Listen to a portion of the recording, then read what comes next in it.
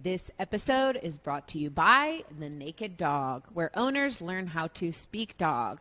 Allegra at The Naked Dog offers a holistic training program in which owners learn how to become someone that their dog trusts. I personally have experienced Allegra's magic at The Naked Dog, and I learned how important it is to not only be Pajama's owner and caretaker, but to also be her protector. So now when Pajamas and I are walking down the street and say another dog comes up, I take that protector role. I step in between Pajamas and that other dog.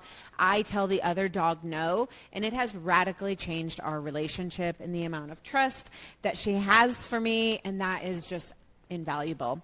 Use code KATE on The Naked Dog for 10% off any of her virtual courses or coaching programs. Can't recommend The Naked Dog enough. Give it a try and let me know how it affects your relationship with your dog.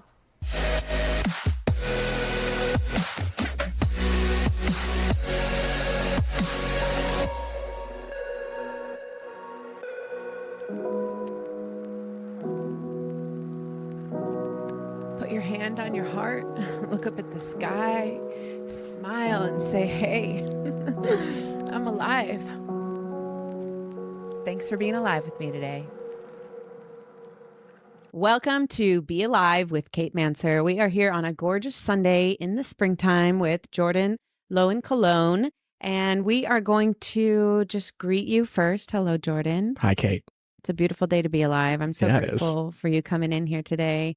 Jordan and I just met in Bombay Beach, a weird little art town at the Bombay Beach Biennale, which is a weird little art and culture event. Was your mind blown? How are you feeling about the Biennale? Oh man, it's going to take a year to integrate that experience because I mean, weird is one thing, but it was like mystical, magical, wild, and just full of unexpected magic. I don't know. It was wild. It was wild. It was a wild experience.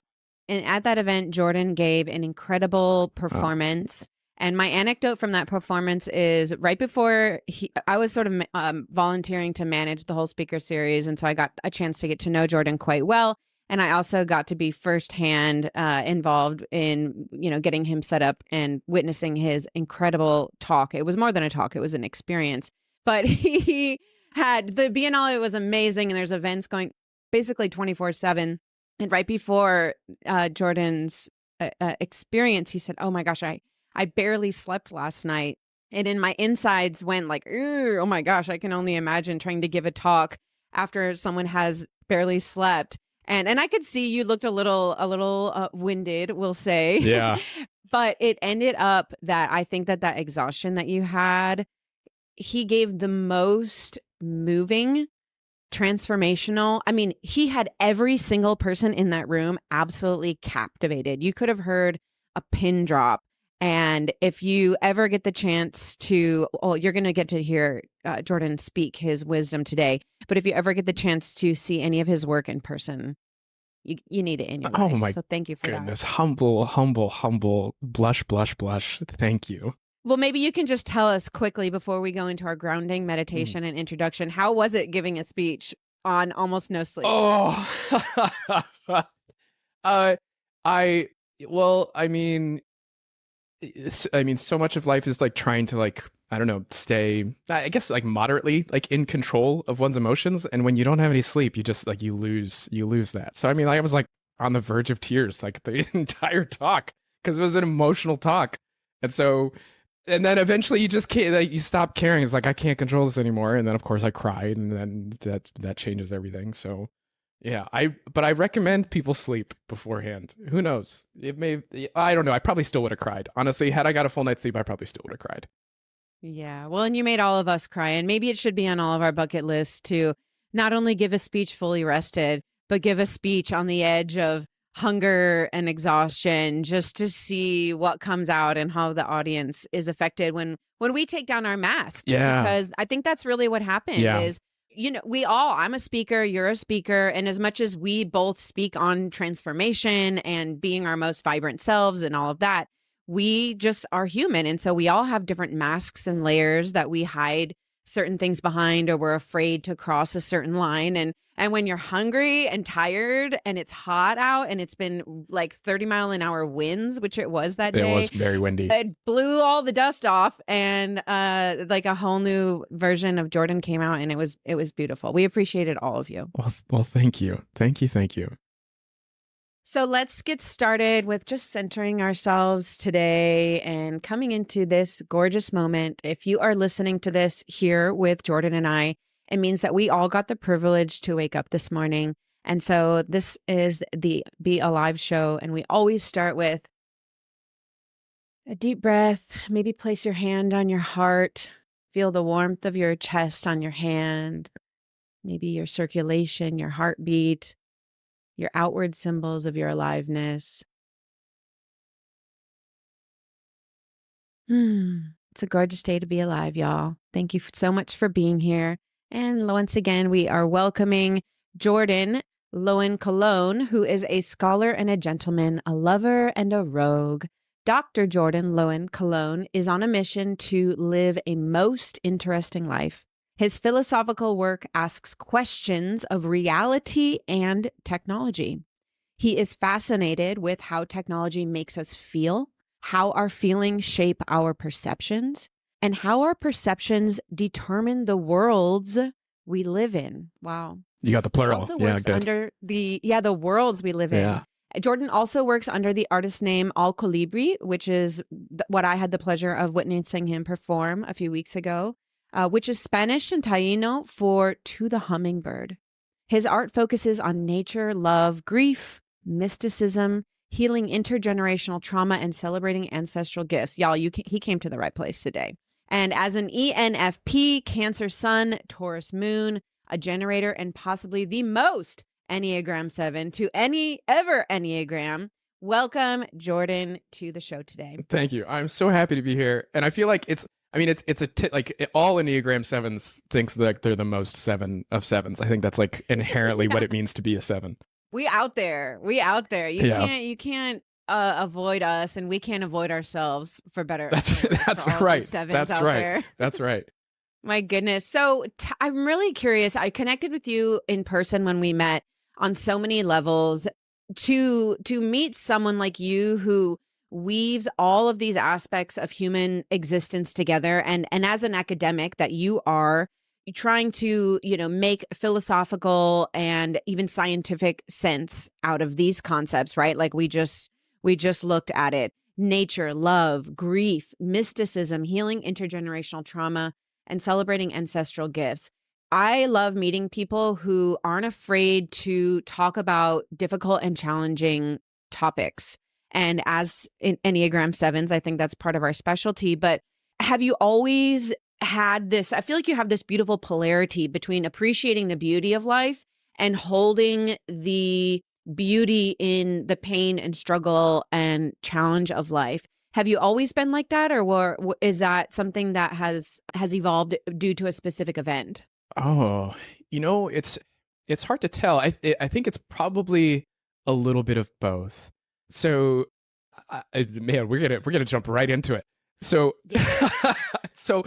I was born in a group home, as like my parents were group home parents, and so I was born and surrounded by like other kids who had been abandoned by their families and had come from really dark situations. Me and my sister are my parents' only biological children, but we grew up with like tons of siblings, and all of them came from just like extremely painful, troubled backgrounds of abandonment, grief, pain, trauma, all that. And so to grow up in an environment surrounded by like the effects of darkness and trauma, and then to experience the grounding love of my parents, I think that had a hand in shaping kind of my approach to the world. So recognizing like there's intense darkness in the world, but that darkness doesn't win, right? It's like the darkness doesn't have to have the end all say all about what reality is about, because here I had two loving parents who didn't just love on me and my biological sister, but loved on all these children. And so like growing up, like realizing like, oh, okay, family isn't bound by just blood. And yeah, you can be changed by love and positivity and hope and beauty. And I think that kind of set the foundation for me going forward, because yeah, then I could hold the two in either hand. I could see like the pain of the world, but then also see the beauty of it as well. And yeah, I think that carried through in my academic life and everything else. And then of course I also grew up like pretty religious as well, and had this weird kind of mixed religious background of being like hyper suspicious of like feelings and emotions and such, but then having to wrestle with having my own profound religious experiences and then having to like make sense of that. Like, oh man, I know I'm like a rational, scientific, logical person, but how do I make sense of these crazy thing that just happened to me that doesn't make any sense? And yeah, I could like put all sorts of like psychological terms to it, but that doesn't seem to capture the totality of this experience that changed me. And so I just have to hold the ambiguity. And that was a different element and a different part of this story. Wow, I can't imagine growing up around, I mean, so many different people, period, just being exposed to that many people, especially as you said, people who have had challenging lives, even as children. How has that affected your sense of community now? I mean, I think grounding it in the fact that like I can be family with anybody. And every person I meet is a potential new best friend or a potential new brother or sister or family, right? It's like there's this idea that like we're not limited to who we can connect with and who we can share life with. And I think sharing life is also like part of like forming our realities, right? It's like we can have our own little internal worlds, but so often what we experience as real or and as kind of meaningful in life is determined by who we're around and who we're with and who we share life with. And so yeah, I think learning how to do that, learning how to share life and be human with other people is so important. So Jordan was very modest in his bio, y'all. He failed to mention that he is one of the leading AI experts, that he's a professor at multiple institutions, that he has written in a long list of incredible peer-reviewed papers. He has multiple degrees in everything from, I believe you have a master's in divinity, you have a PhD in science. I mean, but before we will get to all that, because one of the reasons I wanted to bring Jordan on was to talk about how we can cultivate a sense of aliveness in going into this future with AI and with the growing extra arm that we have of technology, or rather the suit that we wear of technology every day. And so we'll get to that. But as we talk about what I heard you just say is that everybody can be your friend, and that you gain this spark of aliveness through connecting with other people. And so I'd like to dive deeper into, in addition to community, what are some other experiences, activities, or moments that make you feel alive in your everyday life? Oh, I mean, so much, so much. Yeah. I think any moment can make you feel alive if you're present to it, which is like, no, that's not, there's like, I mean, it's the like almost cliche at this point to say that, but needs to be but said. needs to be said. And so, I mean, yeah, I mean, I feel alive when I take a sip of iced coffee. I feel alive when I take the dog for a walk. I feel alive when I'm, chatting with a friend over text. I feel alive when I'm reading my favorite author. I feel alive like looking out the window right here. So I'm lucky to be on Lake Erie, and I just see like the waves crashing right now. It almost looks like an ocean out here. So I feel alive when I see that. And I think that for me, feeling alive is directly tied to three things. I think like experiencing awe and wonder and so just like being profoundly overwhelmed that we get to have sensations that are positive and beautiful, and then the second thing, or so those are one and two, having awe and wonder, which I think are slightly different. And then the other thing is just developing a capacity for appreciation. And appreciation is being able to look at a thing carefully and closely and recognize the beautiful parts of it and the not so beautiful parts of it, and just see it in its complexity, and then let that soak into you. So yeah, that's how I try to go about life, right? And when I'm most alive, it's because I'm reveling in awe, wonder, and appreciation. So that is beautiful. So if you like to recap that, Jordan just said that his 3 keys to feeling alive are 1, awe, 2, wonder, and I think the distinction between those is very important, as you pointed out, and 3, appreciation and gratitude. Mhm. So that just made me think then we tend to strive so much for happiness when it sounds like, based on what you just said, we should instead be striving for curiosity. Mm-hmm. Yeah. And so, man, I mean, happiness is great. Don't get me wrong. I love being happy. I love happiness. That's the Enneagram 7 in us, right? So it's like there's that pursuit of happiness, but the dark side of the Enneagram 7 is like the avoidance of pain. It's like we want to avoid all pain, all negativity. But I mean, there's a certain we lose out on connecting to others if we're not able to I don't know, accept and take in the negatives, the dark, the and there's something about the juxtaposition, right? The juxtaposition between light and dark, the juxtaposition between like the simple and the complex. And when we open ourselves up to that complexity, and when we're curious about seeing the deeper things of or deeper aspects of things, I don't know, it opens even more of the world up to us. And so it's like, that's even better. It's like, I want more and more and more of the world. And so that means having to be curious and to be open to the less happy things, to accept that grief is a part of reality, pain is a part of reality, trauma is a part of reality. And we don't necessarily have to celebrate those things, but we do have to contend with them and accept them. And curiosity is huge, and curiosity means more than just the positive. Yeah, I love that quote. Everything is interesting if you think about it long enough. Yeah. Yes, 100%. That's great. And everything is boring if you label it as such, right? I've been there before where it's like, oh, this is so boring. Yeah. But truly, if it's just like you said, it's like turning it on, flipping that light switch to just looking out the window and being like, oh, it's the same old crap I see every day. Yeah. Or looking out the window and being like, wow, this is incredible. Look at the way the light is shining on the leaf, or, this texture, or really reveling it. And I think, that art of noticing. Yeah. And to me, you just, one of your superpowers, I think, that I've observed is you have a very high degree of, I feel like you feel the world, you feel a lot. You're a very highly empathetic and feeling individual.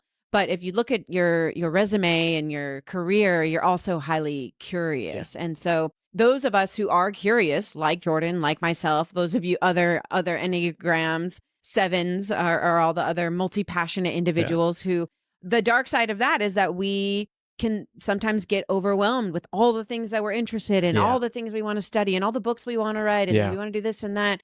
But wouldn't you rather be overwhelmed with the wonder of the world than the contrary, which is apathy? And to me, that's the antithesis of feeling alive, is being apathetic and bored and not noticing. Yeah. And that requires us, to notice requires us to kind of slow down. It requires us to try to tap into our bodies, to be more intuitive. And I think a lot of us try to avoid being in our bodies most of the time, which is sad. I know I spent many years trying to avoid being in my body, and I'm learning to be in my body more.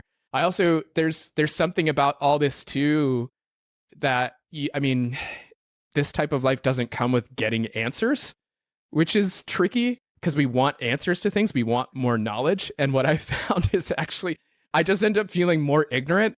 Like the more curious I get and the deeper I dive and the more complex I start realizing reality is, the more ignorant I feel. And there's actually, it's funny. One of my favorite authors is Terry Pratchett. He's got this beautiful kind of little anecdote in one of his stories called Small Gods. And he's these 2 philosophers, and they're just like totally overwhelmed with like the complexity of the world. And then he writes, he's like, they basked in the feeling of ignorance, knowing that their ignorance was so much greater than ordinary people who were ignorant of only ordinary things. And so it's like this idea is like when the more you start to appreciate and understand and see and recognize the complexity of the world, the more ignorant you realize you are. But there's something that feels good about that. I'm not necessarily sure that I think the So comparative, good. but yeah.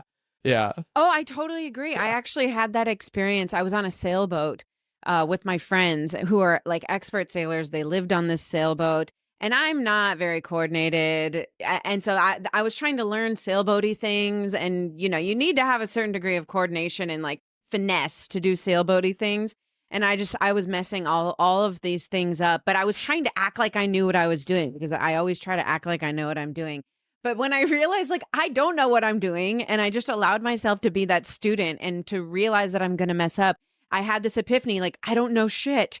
And it was like this weight was lifted off my I don't have to pretend to act. I don't have to act like I know what I'm doing. And I think, yeah, it's that freedom of there's a certain level of ego that's then removed of pretending like we know what we're doing in life, which do you? Because Oh my goodness, no. No. I have no idea. I have no idea what I'm doing most of the time. And isn't it great? And to just say, I don't know shit. It's just, I didn't realize how free, because I'm always, like you said, trying to hold it together. But to just say, I don't know shit. And for someone that's as well educated and well written and read as you, to say that the more you learn, the more ignorant you become, but that you're in the process. It sounds like you're in a process of embracing that. Yeah. Well, and yeah, I'm always going to be in a process of embracing it because like ignorance and not knowing can also be really uncomfortable too, right? So it's like the answer is not happiness. If you want to live an interesting life, if you want to live a vibrant life, like happiness is only like on like one side of that because there's a lot about life that isn't happy, and it's like it doesn't always feel happy to not know the answer or to not know what to do next. Or to think you've got it figured out and then all of a sudden have to throw up your hands and be like, I don't know anymore. It used to all make sense and now nothing makes sense. And then you got to start again trying to make sense of things. Wow. So to live a vibrant life, what you just said is to be prepared to feel like an idiot, to feel uncomfortable, and to feel ignorant. And I think we forget that. I forget that sometimes. But to know that that comes along with, because we think, oh, I want to live a vibrant life and I'll be sailing from this adventure to that adventure and this project and dream from that. But actually like 80% of it is feeling dumb. Yeah. It's like the Pareto rule. It's like 20% of the feeling great requires 80% of the feeling dumb.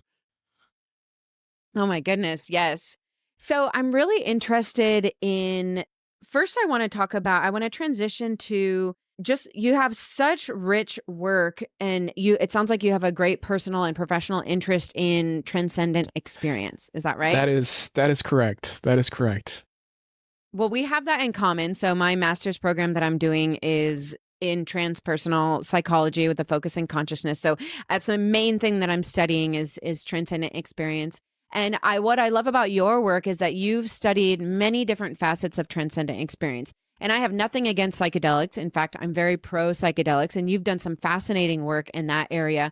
But what I especially love about your work is your work is not only looking at psychedelics. In fact, most of your work is looking at transcendent experience through the lens of non-psychedelic experience of these transcendent experiences. So not through drugs. And you've explored it through AI and through all of these different ways. So can you just talk to us about what does transcendent experience mean to you professionally and personally, and give us an idea of some of the work that you've done in this area?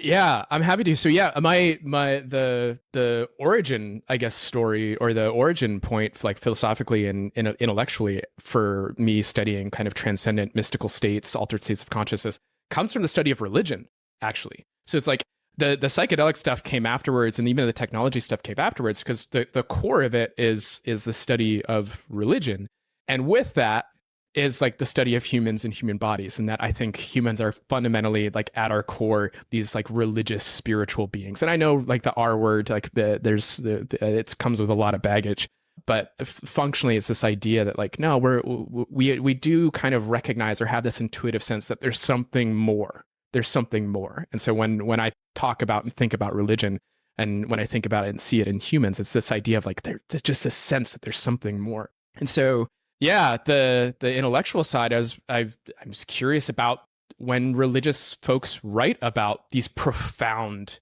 more abundant, excessive, transcendent experiences, and then what the effects of that are. Because it's one thing to say you have like a powerful experience or to experience something powerful, but if you're not changed by it, if it makes no difference in your life, then like who cares, right? It's like like it needs to make a difference.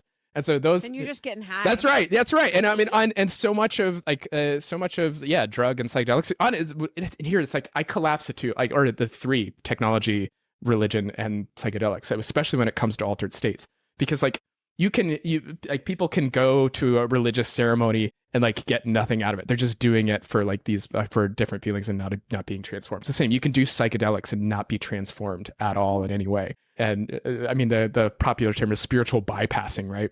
People like take psychedelics and then like talk about how spiritual they are. It's the same way like people can go to like a church service and talk about how spiritual they are, but you're like, I don't think you've tasted ego death. I don't think you know what it's like to be blended and merged and one with the universe at large. And we don't need substances for that. You don't need psychedelics to achieve those states. Our bodies are the ones that produce that. It's like it's the human body that allows us to access and experience the world. So psychedelics can kind of provide a shortcut for these types of experiences. Technology can provide a shortcut for these experiences. And religion too, like rituals are designed to put people in states that are altered and kind of primed for the kind of this ego attenuation and dissolution. And so so that's where my intellectual background kind of came into this. It's like through the study of religion, and of course, like I mean, in my experience, people only pursue like have these intellectual pursuits because there's usually like a personal thing behind it.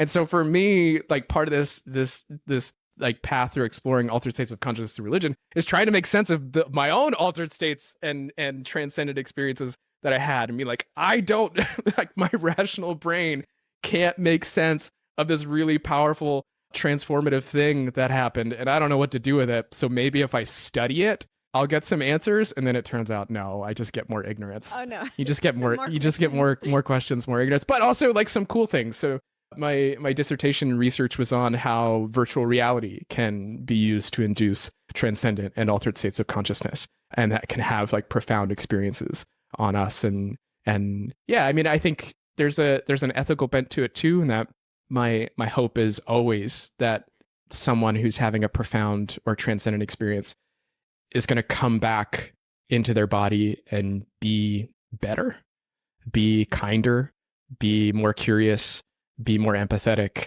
want to connect more to other human beings. And I think that's the great potential in transcendent and powerful and mystical experiences. I mean, sometimes like people can pursue them and come back unchanged. I'm not interested in the ones that don't change you. I'm interested in the ones that do change people. And typically, I think we see is usually it's a change for the better. Beautiful. And what just an amazing body of work. And I think it's a spectrum.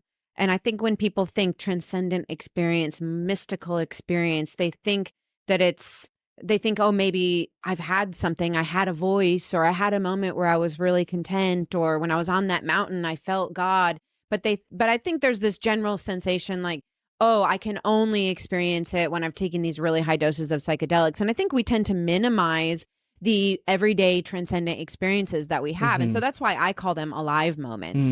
An alive moment is when you're sitting it can be when you're sitting in your living room and you see your dog sitting in the sun the sunbeam that's coming through the window, and your dog is curled up and you have a blanket and you just realize that you're alive, and that this simple, beautiful life that we have is profoundly beautiful. And that's one way, all the way up to these sort of burning bush moments, and then the when we're on a hike and the leaves rustle in the particular way. It's this beautiful spectrum, and so if you feel like you might have had a transcendent experience, you probably have. Yeah, I think. Do you agree with that? Well, sure. I would probably like I think I would make a small distinction. I mean, this is the philosopher in me. So the Immanuel Kant writes about the sublime. He writes about sublime experiences.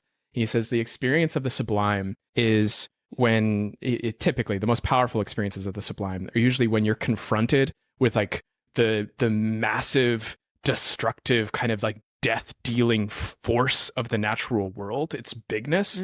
And you recognize how small and tiny you are. And you're like, oh my goodness, how can I stand before this massive, powerful, huge thing? And then after a moment, you realize you are still alive, that this big, powerful thing is there and it could destroy you. Like it's a tidal wave coming in, or just like kind of recognizing the powerful burning ferocity of the sun, or the grandness of a mountain range.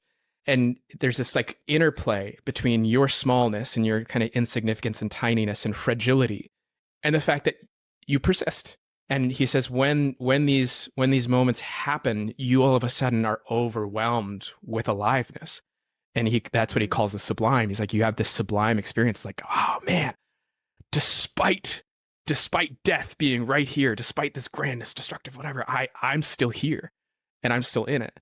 And he uses the most extreme examples, but I think we can find those in the small moments as well, where it's like all of a sudden it's like this tiny, even in the tiniest thing, it's like, man, I feel so big, but you know what? I am still so tiny. And there's like a beauty here in it. So yeah, so I think there's and again, this is all, it's like all a spectrum and there's like overlap and things like that. But I think we experience the sublime like all the time. And it's important to learn to appreciate the sublime.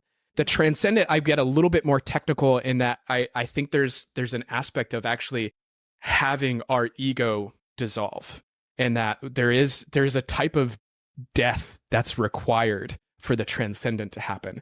And I think it's a bit rarer for those moments to experience the transcendent. This is also called the mystical. And I think I mean, death might be a strong word, but it's like a dissolution of our singular self into the everything.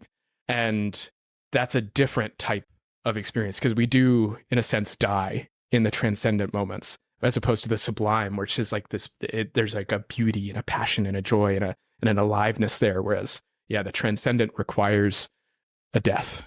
And so, going back to what you said earlier about, you referenced a couple of times how we experience the transcendent. I believe you said the transcendent through technology.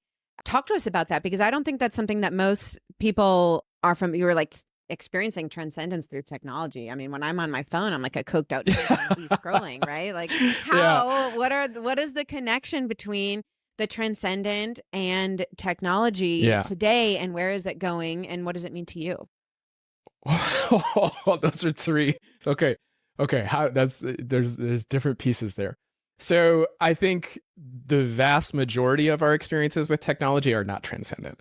The vast majority of our experiences are like anti-transcendent. It's like it's like an ego consolidation, and it's like boring and banal, and there's a certain smallness there. Technology, though, is capable, at least in terms of some recent studies that have come out, in producing like transcendent type experiences where a person experiences kind of an ego death or an ego attenuation. And this is happening specifically using virtual reality. So there's this beautiful experiment that was done in 2019 by Mel Slater's lab out in Spain. And they designed this program they called Isness. And what it is they would bring in 4 people, put them each in a VR headset, and have them like sit in a little circle. So they put on they're in the physical world, they're all like sitting in a little circle. They put on a headset, and then what they see in the headset is they've got a digital body, and they see the digital body of their 4 counterparts. And then what they did is they had them go through like a breath ritual and kind of a meditation. And then they slowly turned each person's body into an orb. And so one of the things that happens in VR that's really, really cool is how quickly our bodies connect, like our physical bodies connect to the digital image of our body. This is like our minds are so tricky. Like, and it's the same phenomena that happens with the false limb. I don't know if you've seen those videos where they've like slammed a person's hand after like making them feel like this plastic one was their hand. And like our bodies just naturally try to feel like we're in our bodies. It's called proprioception. And so they took advantage of this kind of proprioceptive illusion and started converting these people's bodies into these orbs. So all of a sudden in this digital world, you like the people who are in there started feeling like their bodies were these orbs. And then using the digital to kind of control the visual elements, they started bringing all the orbs together. So this is what everyone's seeing in their headsets, even though physically everyone's just kind of like sitting there, They're in like their looking chair. at each other. Yeah. But in the digital world, they start bringing these orbs together and then merge the orb into one singular orb. And when they brought people out of the experience, everyone's like, "Oh my God, I felt like I became the other people. Like I felt like I was them. Like I felt like my like my body had dissolved and I was this orb connected with other orbs." And they tested them. So they've got all these questionnaires, the mystical experience quotient, and a few other ones where they can test people for the level of transcendent experiences they had. And the results that they were getting were similar to those of people who had had transcendent experiences on LSD, and similar to those who had experienced something like mystical at a church service. So here we have this kind of example of VR being able to induce that. There's also a really cool and powerful study that came out in 2016 where they were playing with proprioceptive illusions, which is like this idea of sensing in our body and feeling our body. But this time they wanted to see if they can induce a near-death experience. And there's tons of studies on NDEs, not using like technology, but just tons of studies on NDEs and like the effects it has on us. Yeah. And also like the fact that we cannot make sense of it. It's like we have no clue what's happening with an NDE. It's like, again, we're so ignorant. But they wanted to see if they can induce an NDE using VR. And long story short, they could. Like people felt like they were having an out of body experience and like the completely like disembodied from themselves and just kind of like this floating ego. And the result was, again, when they started testing them on the other side, all of a sudden people were like, you know what? Like, I'm not afraid of death anymore. Like life is pretty beautiful. And like, yeah, like I love my body, but like, I don't have to be as scared of kind of losing it or not being in the world. And so just again, another example of how technology can be used to kind of achieve these altered states that have profound impacts on how people experience the world. Wow, that's amazing. This is so, I mean, I had no idea. We talked about this a little bit about when we were in Bombay Beach together, and I was just so fascinated because this ability to, I mean, because the important thing that you're saying is it's great to have these near death or rather these transcendent experiences in the moment, and that it can be a very profound experience in and of itself. But what you're highlighting also is that what these people are experiencing post, what they're experiencing after is fitting the criteria that has been in place for many years. The MEQ, for example, mystical experience questionnaire, is a list of things. Do you have higher pro-social behaviors? Do you feel more loving? Do you feel more at one? Do you feel more at peace, or whatever those elements are? That their lives are profoundly changed. And I wonder, are they doing some more longitudinal studies to see how these people's lives are impacted years down the line? That is the question. That is such a fantastic question. And as far as I know right now, no. Though I think there was one that did show that like the experience fades after like a pretty short time. But the same thing, like experiences like typically fade regardless of like whether technology or not. What prevents a profound experience from not fading is community. It's like being in a community that like reinforces the positive change, reinforces the profound moment where you have opportunities to share and process and integrate it into who you are. So like this is I love this. So it's like on the one hand, you can have these powerful experiences, you can induce them all the time, but if you don't do the required stuff on the other side, which is the integrative work, which is the being in community, which is the connecting to other human beings, which is having the profound positivity reinforced in really important ways, it's going to fade. And so, this is one of the reasons why I love the study of religion and why I so much of my intellectual work is there, because like I think religion is about powerful experiences, but it's also about community and like what happens when you bring those two together for good and for bad. I want to be really clear. Like various religions have done some absolutely horrendous things. So it's not all positivity, but it is this profound thing that humans do.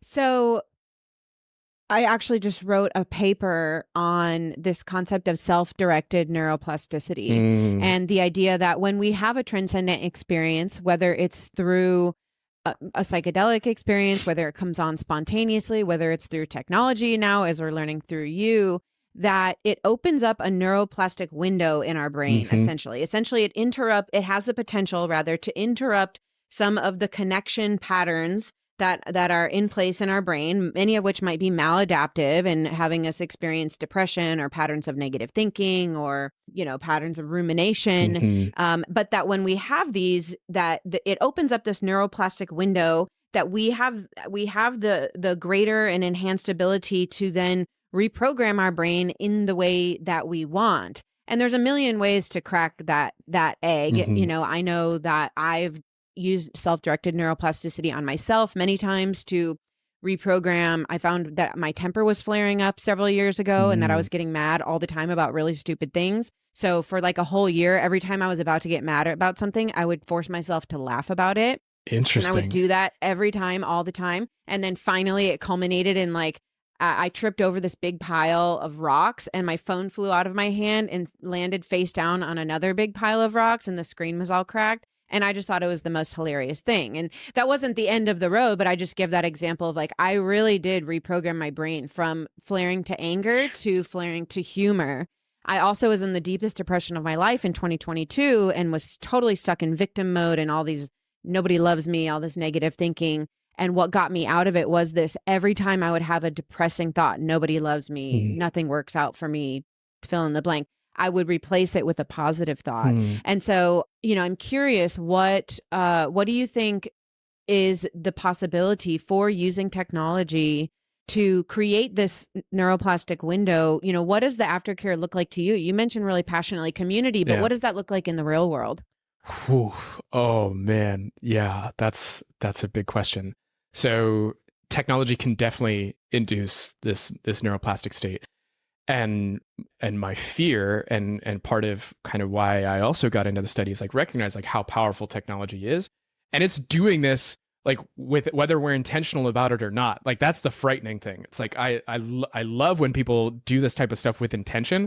But the scary thing is like, no, these tech companies are like inducing neuroplastic states and then like having, that's right. Yeah. And it's like that is part of like the problem of so much of our technological consumption. And like, if we're not like aware, and even if you are aware, like I still get stuck scrolling. I can't help it because they designed it in a way to do that. And it's so that to me that's like the frightening aspect of this. Granted, again, religions used to do the same thing too. Like they put people in neuroplastic states without like them recognizing or being aware if that's what was happening. So yeah, the first step is like cultivating awareness about how things are affecting us. And then two, like, yeah, putting ourselves in communities of other people that are also aware of how this affects us. And then having like check-ins. So I think one of the important things about community, and the community can be like having a close group of friends or a particular type of hobby group or something like that. But like people you can do reality check-ins with. And I think that's what we need more of that today. It's like checking in, like, hey, I had this experience, or like this is how I'm feeling. Like how do you feel? And like kind of feeling that out. So I think that's one kind of practical way. But again, like the hope is that it's having positive stuff, because like as we see is you can have reality check-ins with like-minded people and then you're stuck in echo chambers. So it's like making sure your community is also diverse enough, or the people you connect with, or the other human beings that you connect with, are willing and open and capable of challenging your reality if something seems off. So it's not just like reinforcing reality, but also being able to challenge it.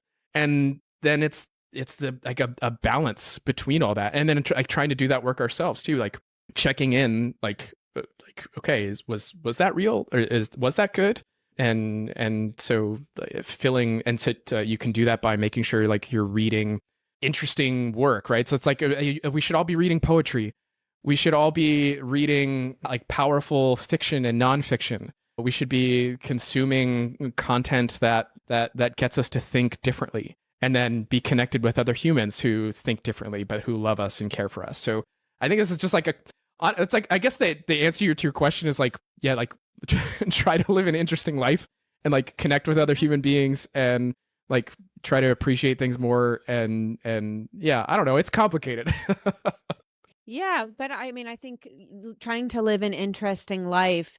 I think when you say that, it's like, oh, what do I do? I have to quit my job, and this is what we think, but really, it is this like, oh, I am going to join this support group. Like, you don't even have to have money. Like, I'm going to join the support group, or I'm going to buy this ticket to this festival that I might not like, and it's totally outside of what I would normally do, but I'm going to go and give it a try.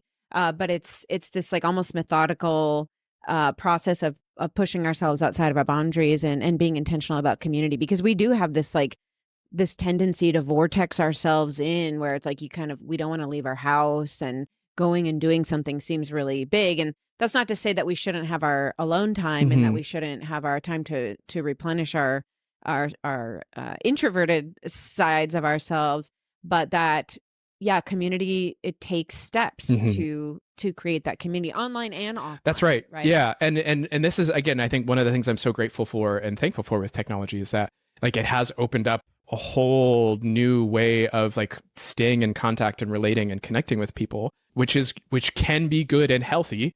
It can also be like bad and unhealthy, right? And like honestly, like I feel like that's where so many of my answers come down to. It's like, look, like it can be good, it can also be bad, and sometimes it's different for different people. Sometimes like what's like good for one person in terms of like levels of communication using technology with one group is good and not with another. I think the only like universal thing I can say is like, yeah, like make sure you're connecting with other human beings and make sure you're like practicing self-awareness. Like those are the only universal things. Other than that, like all the practical stuff is like, you got to figure that out yourself. Like some people like abandoning technology completely is the best thing for them. Other people not. So I can't recommend. Yeah. Don't put me in a group chat. I like disassociate and shut down in group chats. Like I cannot do so I've been getting better about it, but for some people group chats are very connective and beautiful. Kate in a group chat is like I freak out a little bit, but yeah, we have to find what works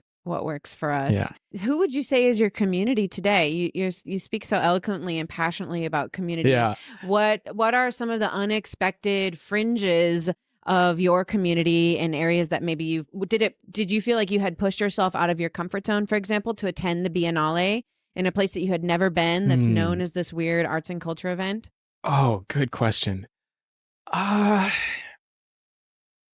So there's a few different answers to this. In terms of pushing myself at the Biennale, not so much, because like I have my mentality and approach is wherever I'm gonna go, as soon as I'm there, my goal is, okay, how do I make community?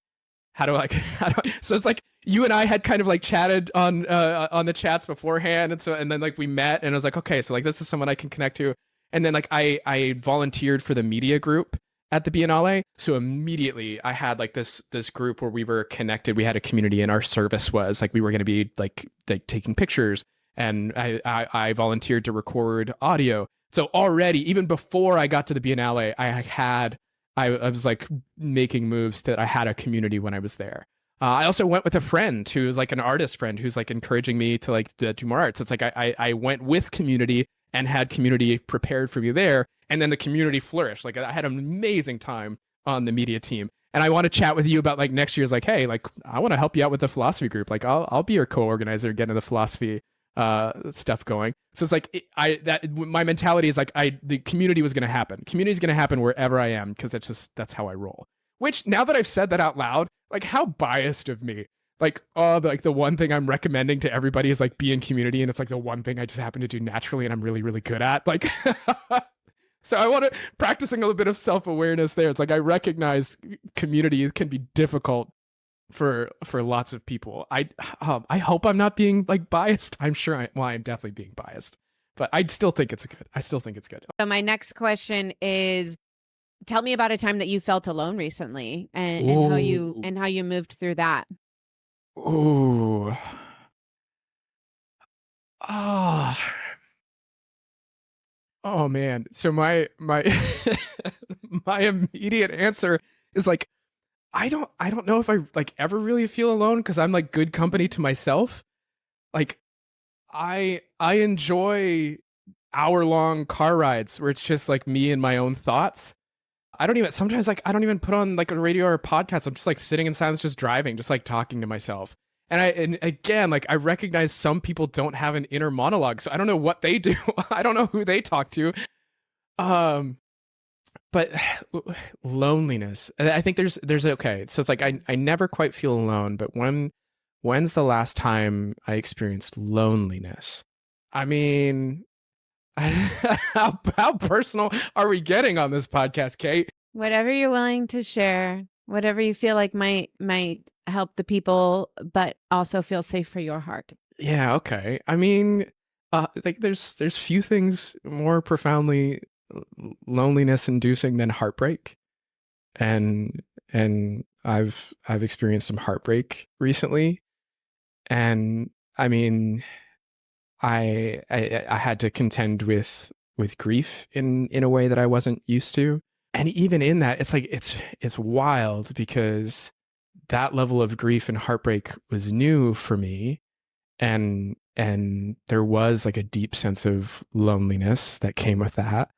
But then because I had community, and I had an amazing community of friends and family and people who cared for me, like I was immediately swept up into their arms. And so it's like I had to connect. It's like it's in a weird way. It's like because like the heartbreak was so deep, like I wanted to like, oh, I want to be heartbroken. I want to like grieve and blah blah blah blah. But I also don't like it. Blah, blah, blah, blah, blah.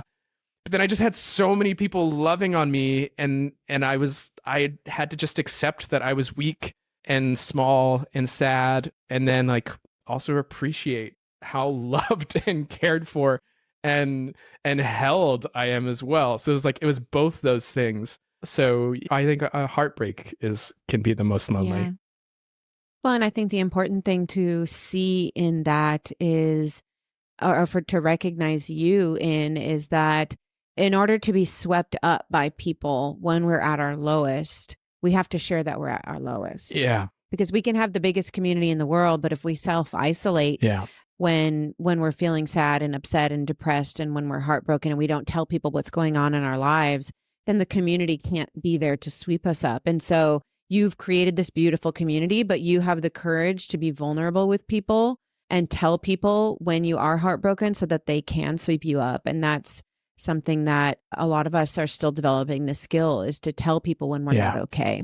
That is beautifully said. And thank you for mirroring that back to me. And sometimes I do forget that. And that actually, like, it feels weird being like proud of that, but like I am, because I think for most of my life, I mean, I like being the strong one. I like being the one that can be there to help care and hold other people when they're hurt. And I mean, it requires a vulnerability, but it also requires like a significant amount of humility, like to admit like, no, I'm weak and broken. I got nothing. I'm just so sad. I'm in so much grief. Hold me. Yeah. And then, and the humility to say that. And then, I mean, it's extremely vulnerable because like you put yourself out there and there's always that fear that there might not be a community to catch you.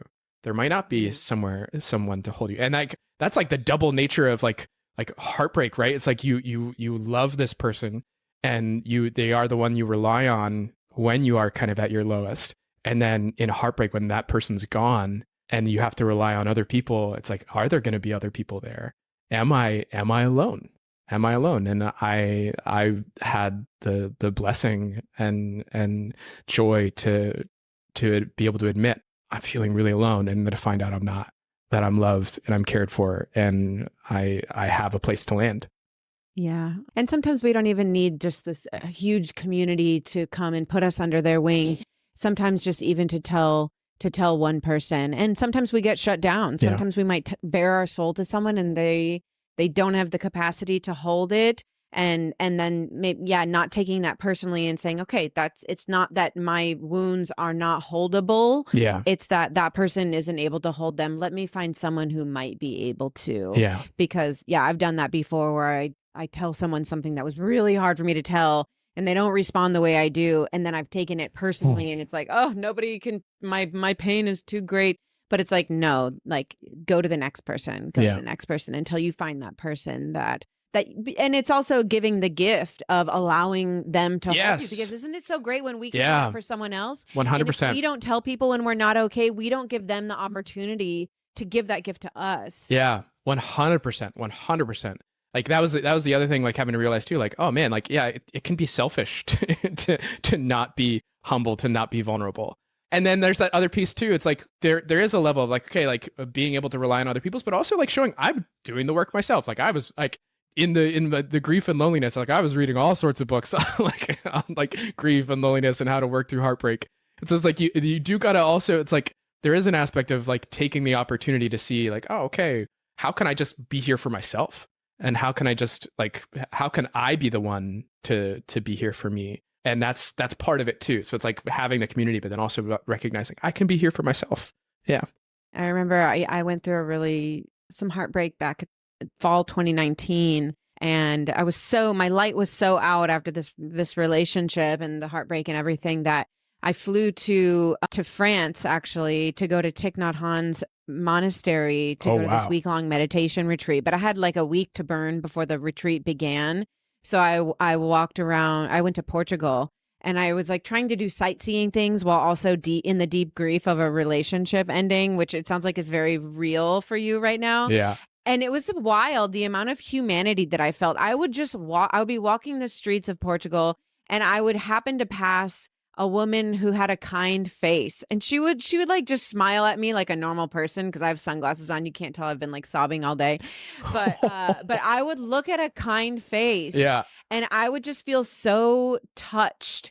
It was just like all of my emotions were at the surface, and yeah, there's so much that goes on in heartbreak and grief that is so gut wrenching and challenging, but also so alive. Yeah. Actually, man, that's such a great example, because like I know for me too, like there's something about being comforted during heartbreak and being comforted in loneliness. But there's also something about like getting yourself out of your comfort zone, like going to someplace like wild and crazy and different and being like, oh, like life is still happening over here. Like I know the heartbreak and the loneliness was over here, and like it's still a little bit in here, but like over here, like they don't care. Life is still wild and crazy. It's just like for me, the Biennale was like really a healing moment for that too. I'm like all of a sudden like, oh man, there is so much life here, and it puts things in perspective. So if I'm heartbroken, I might as well be watching the ballet. That's right. Or listening to like street opera. Yeah. Exactly. Yeah. And to get our minds off of it and remind ourselves of the beauty of life. Because, we don't want to spiritually bypass, as you said, the heartbreak and the pain, but we also don't want to get trapped in it. Mm-hmm. And we don't want to get so wrapped up in that shadow and pain that we don't see the immense beauty that is still around us, and the immense beauty that's in pain. Yeah, that too. I mean, again, this is where it's like, I think earlier on in our conversation, I was like, one of the things is like art, like consuming more poetry, like reading more fiction. Like art is there to expand our perspectives, to like allow us to have this emotional transference, because all of a sudden you're like, and again, man, art is like also contends with loneliness too, because you start reading like how other people have dealt with heartbreak, and you're like, hey, those words, I get those words, I feel that, and you're like, whoa, another human feels the same way. And it's so funny because like there's obviously an aspect of comfort in that, but then there's like also an aspect of like, no, my feelings are unique, they can't feel the same way that I do. And then like I catch myself thinking that, I'm like, oh my goodness, okay, so I'm not so heartbroken as I thought. Or it's like like I still have, my ego is still very much functioning I'm not here. The only one. Yeah. And well, there's in poetry versus, let's say, we're heartbreaking and we go on social media or we read a self-help book. There's this element of just, in poetry, you just feel it. You just feel it all. And you just, in that moment of like feeling someone else has felt this immense grief and heartbreak like me, versus trying to fix it. And of course, there's nothing wrong with trying to fix it, but there is beauty in just deeply feeling it. And sometimes needing words to do that. Like, I think, so this is part of like my intellectual pursuit in making sense of transcendent experiences and altered states experiences and mystical experiences. It's like seeing the human struggle to put words to feelings. And like that happens on the most profound stages and it happens on the most mundane stages. And like to think like there's an amazing scholar right now. Her name is Lisa Feldman Barrett, and she's like chained to the games and how we think about like emotions and feelings and affect. And her big like insight is like, we are not very good at like naming our feelings.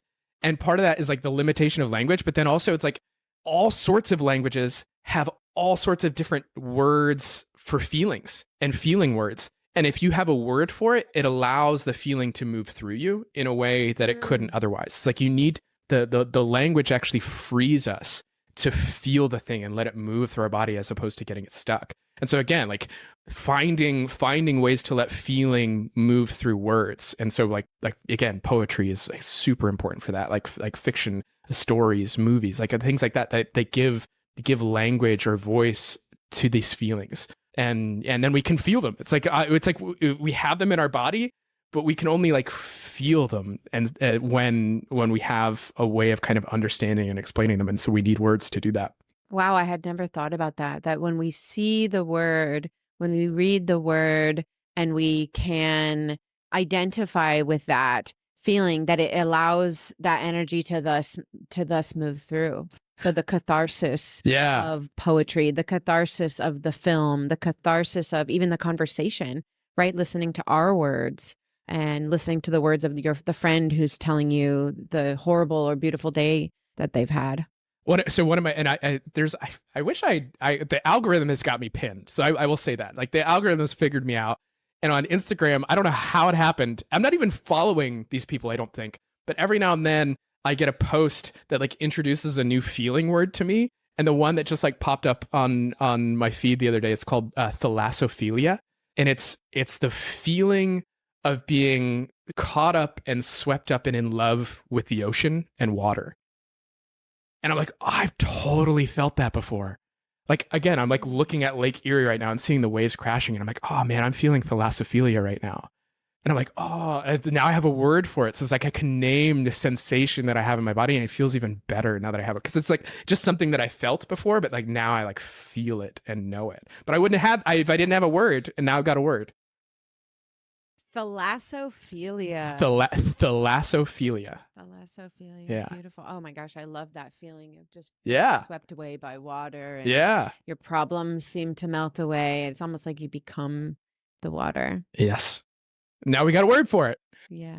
Oh my goodness. Jordan, thank you so much for just sharing your gifts. We have so much more to talk about. I'm going to have you on again. Next time, hopefully we will do it in person.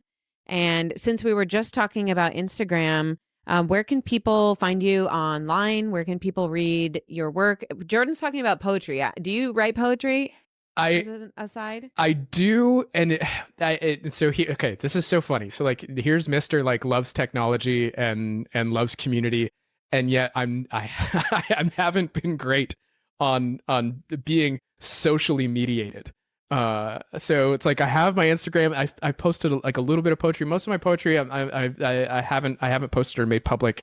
I'm working on a poetry book, and among other things. I knew that. I was like, I believe that Jordan will have a poetry book. Yeah, we'll see when that gets published. When it comes out. Yeah. I'll keep you updated. But what's the best place for people to keep track of your work? I know you've got a great website as well. So people can go to my website, which is jordanbradylowen.com, or jordanloewen-colón.com. Either URL will take you there. They can also find me on Instagram at j_Loewen_Colón.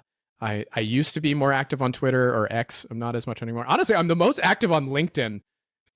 So okay, cool. if people want to follow me, like, you've entered your LinkedIn era. That's right. Yes. People can like friend me on LinkedIn, and I put posts and things on there. So it's not my art stuff. That's like more of my business stuff. But I would like to expand more of my art stuff, and it'll probably be on Instagram.